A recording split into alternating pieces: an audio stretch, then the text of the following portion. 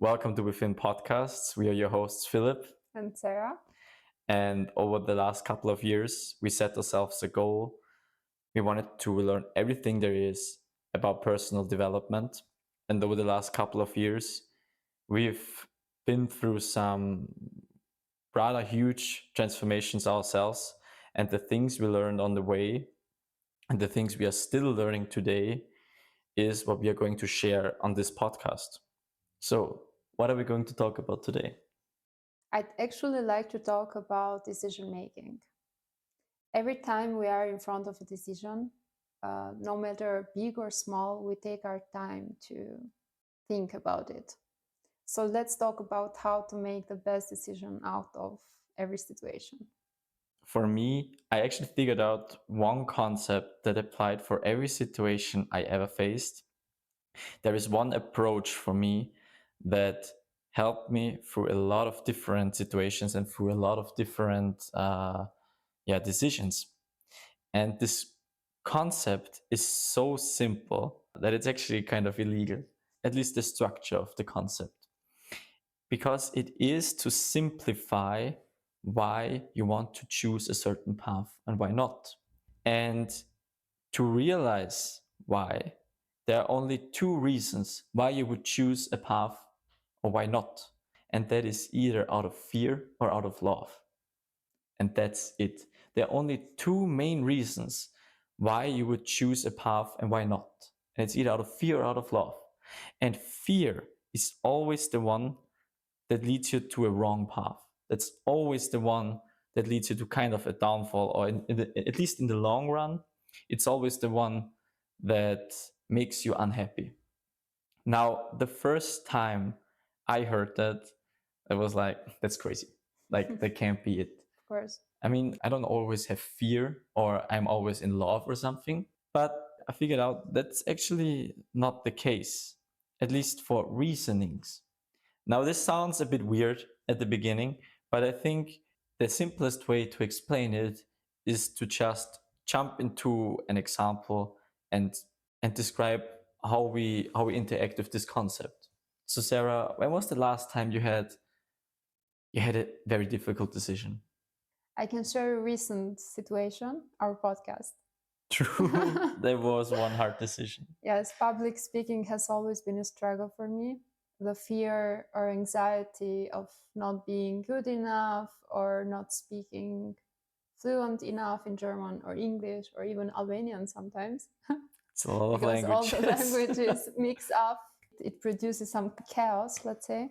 As future architects, we often present in big groups or smaller groups, so we are often in front of many people doing presentations, but still the fear has always been there and it built up with time. All right, so the situation you were in is like, there was this big fear that said, actually, I don't want to do this podcast. Exactly. Because, well, as you said, there can be many people that say, okay, this podcast isn't good. The things we're going to say, well, doesn't sound good, doesn't make any sense. Yes, even though there is no real audience, there are still people who are going to listen to us, and some will also judge us. Yes, of course. And of course, that's some form of fear. So you just told us the part that fear suggested, right? Yes. Because we already know how you decided, thankfully. Exactly. But why? Because what was the struggle you had to face? On the one hand, you had fear, but what was on the other hand? Actually, the regret of not doing it. I wanted to share my ideas, my thoughts, my experiences with others, our experiences with others, our conversations about these topics, about self-empowerment, self-development, and spirituality. That was the thought behind it, that I didn't want to let fear guide me, but I wanted to success in these topics. Like, I wanted to share our knowledge with others and maybe help each and every person who may need it. So to simplify it, you had some reasons why you would not do the podcast. First of all, because You were scared that we are going to be judged. And on the other hand, you actually want to share your impressions. You want to share what you've learned. Now, as I said at the beginning, the idea is to realize why you would do something. Yeah. And I said the only reasons why you would do something is out of fear or out of love. Now, what does fear suggest us in this case? It suggested me that I was going to be judged, that people wouldn't like what we were doing, that probably my language or the way that I would explain things wouldn't be as understandable as I wanted to be. Mhm. And on the other hand, what was love suggesting you? Love, of course, love is such a big term. When we talk about love, we don't mean like something we Romantic. dream or romantic, Yes. but it's just an overall term for positive self-esteem and an overall term for Positive. self-love and Positive energy and and compassion. compassion. Yes. Yeah. Yes. So something more practical. Yeah. So what would this like positive side suggest to you? That everything that I would share could be helpful.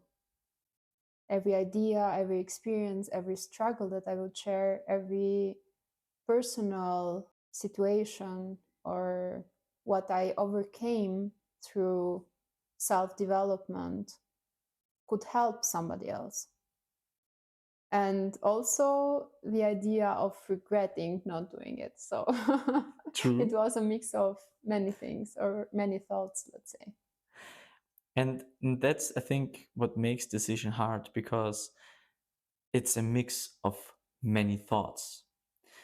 And the easy part about this concept I use is to realize that there's just one main reason that you can sum up all these thoughts to. One main concept. One main concept that's either, as I said, out of fear or out of love. So what kind of path would love would fear suggest at first? To not do it at all, to not start the podcast, to not be courageous. And would you be happy? Of course not. I would still be doubtful of myself. I would still have the fear of standing in front of a camera. I would still have the fear of public speaking, which I haven't overcome totally, but I'm still working on it. Yeah. At least. And that's the power this concept has, because it's not only suggesting you, or at least for me, the right decision that makes me happy in the long run, but it also gives me the ability to work on myself, to become stronger, to become happier, The best version of ourselves. the best version of ourselves. That's the main goal. And it was quite funny because some days ago I was talking about this very specific topic with a friend of mine. He created a situation for me that at first glance it was quite hard to see if you act on love or you act on fear. Let's pretend I'm in a, well, quite destructive relationship with my girlfriend. And let's say I got an amazing job. Now the question is, what shall I do? Because this job offer is abroad. So the question is, what to do? Should I go abroad to start this job I dreamed of? It's one of the best opportunities I have in my life. Or should I stay at home and try to fix my relationship? Now, what is love in this case? What does love suggest us in this case? Or what does fear suggest us in this case? Because he said both things are actually love. Because I love my girlfriend, right? But on the other hand, man, of course, I worked for this job. I worked for this job offer, and I would love to engage it. I would love to flourish, to grow. Now, what to do? And that's kind of the magical part of this concept, because it enables you to get to know yourself, but not just on the surface. Because I think the first thought of is it love or is it fear may be sometimes the wrong thought, because there is more to it. So you need to learn and understand yourself. Now that sounds a bit weird at first, because I mean, of course I know myself, right? Or maybe I wouldn't say it's wrong, but it's kind of complex. So it's not only about is it out of fear or out of love, but we have to dive deeper into it. To actually understand if it really is fear or love that motivates us. Yes. Yes. And on the surface, sometimes we can't see that. Yeah. Even if we think it's love, it may be something different. And for example, in this case, as I said, I am in a destructive relationship. So that means, I yeah, hope let's you're say, not, but no, I'm not, thankfully. But let's say we fight, I don't know, 3 times each week, yeah, or 2 times, yeah. toxic one.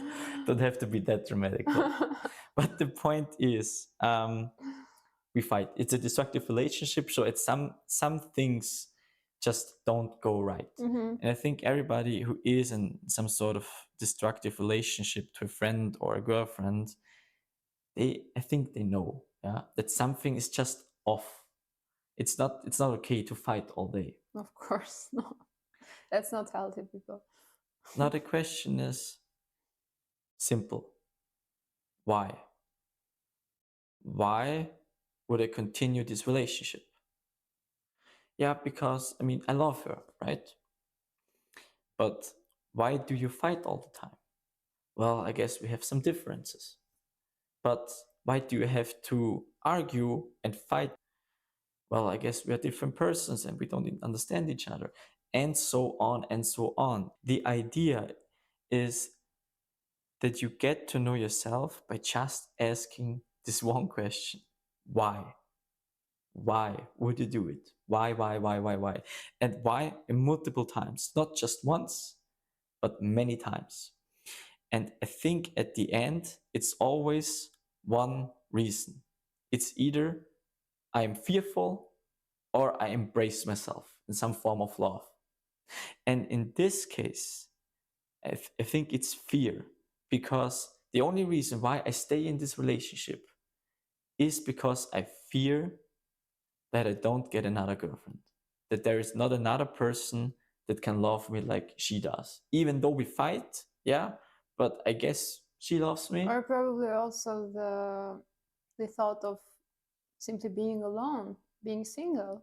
Yes, That's also exactly. another, like, you This don't can also be the case, yeah. exactly, you don't only have to fear not having the opportunity to know somebody better, but also some people just stay in some toxic relationships out of fear of being alone.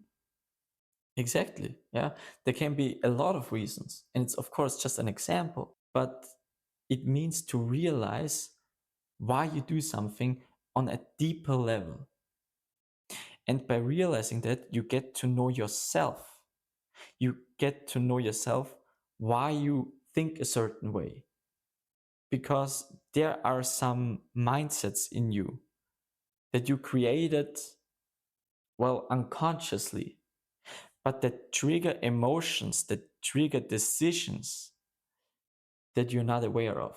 And to grow means to get to know these triggers, to get to know these mindsets, these undercover mindsets, let's say. Yes, I think that's quite important. So, to go back to this example, in this case, it is pure fear. It's the fear to lose someone. It's the fear to be alone. It is the fear that I never get a girlfriend again, and so on. And that's the magic of this concept.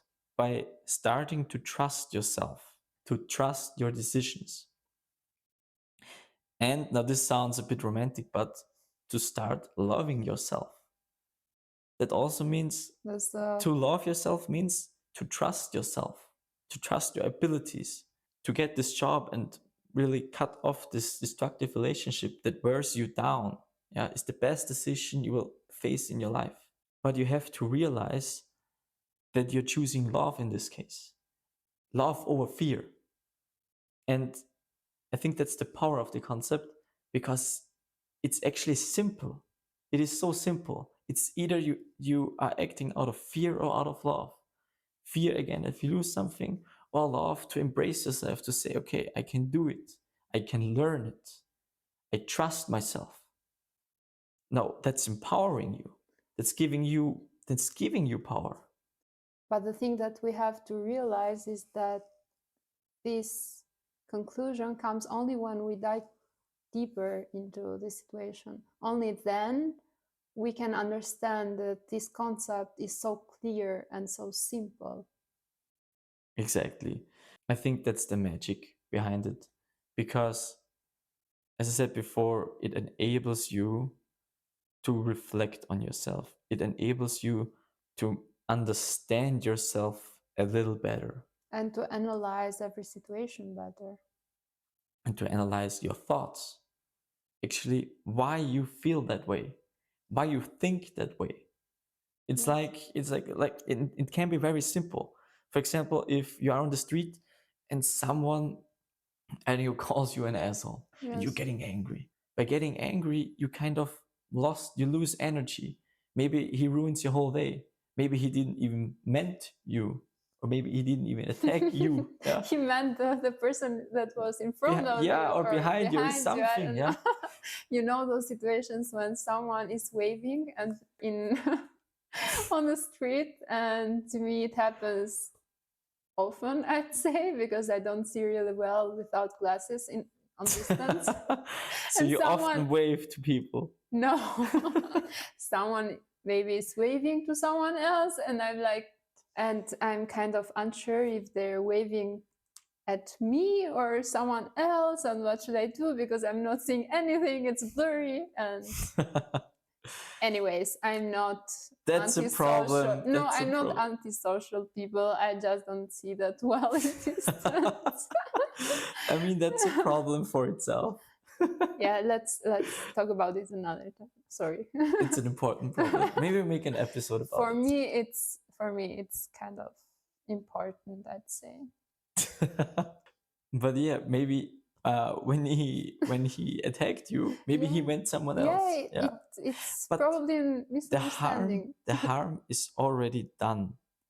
You have gotten angry. Why? Why? You will never see this person again. You don't know who it is. Maybe he doesn't even attack you. So why do you get angry? And again, now you ask yourself why? Why? Yeah? And at the end, you will come again to this decision. Is it fear that you fear, maybe you fear you're not strong enough to handle an attack? Or is it, yeah, actually that's it, because, well, it can't be love. Because when you're self-confident, I guess you don't care. You don't care if, like, this random dude tells you you're an asshole. Actually, this realization of two concepts, the decisions out of love and out of fear, have helped me tremendously.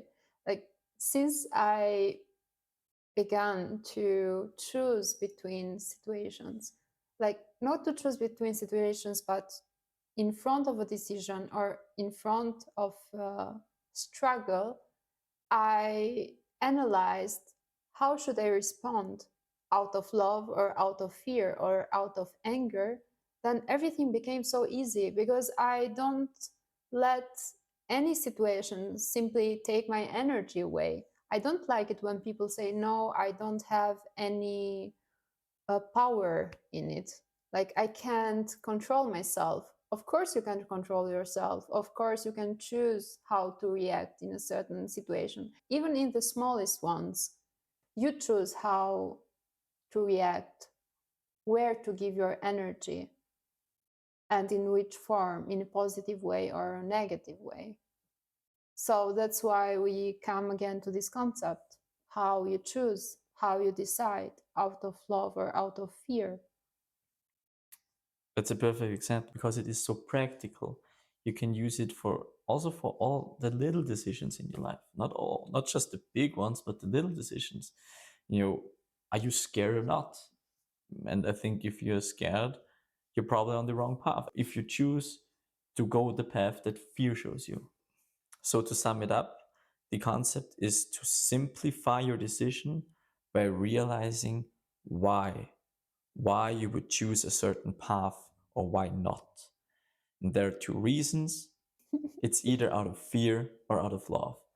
And fear is always the wrong path. Now, a friend mentioned to me, but what if this fear is too strong? Like, all right, I know I follow fear, but this fear is just too strong. What if I can't make it? What if I can't make it? And